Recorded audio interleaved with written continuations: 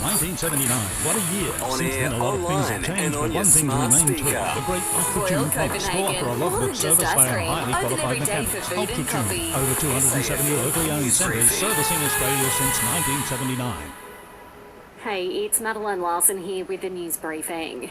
A man has tragically died after being mauled by multiple dogs at a home south of Brisbane. Paramedics were called to an address in Greenbank this morning, declaring him dead at the scene. It's understood he was working as a contractor for NHX at the time.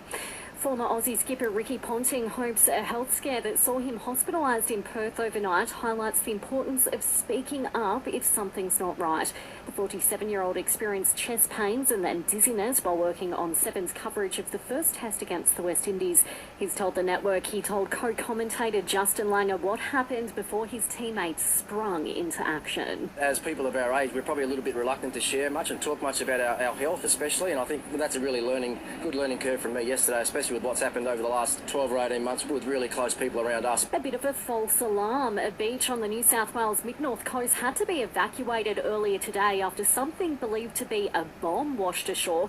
A detonation team from the Defence Force made its way to Port Macquarie's Lighthouse Beach but found it was actually an old naval flare.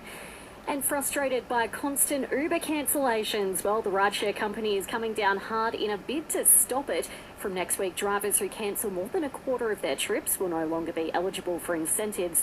It says drivers who accept trips without any intention to complete them are participating in fraudulent behaviour. What would you do with $1? Did you know that for every $1 donated to Food Bank, 2 meals are created? Head to foodbank.org.au. Australia has set the West Indies a victory target of 498 after a dominant opening session on day 4 at the first test in Perth. Aussies declaring it 2 for 182 in their second innings, with Marnus Labuschagne notching another unbeaten ton on his first innings, 204.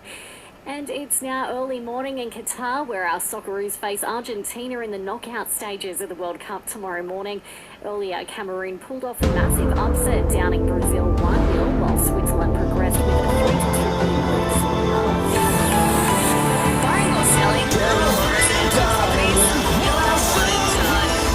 This is SAFM weather. Warm and clear across the Limestone coast for the rest of today. 13 the low tonight, becoming cloudy, 32 tomorrow, maybe showers 17 on Monday. It's the daily stories that matter in under 20 minutes. Search the Briefing podcast on Listener. Download the app now and listen for free.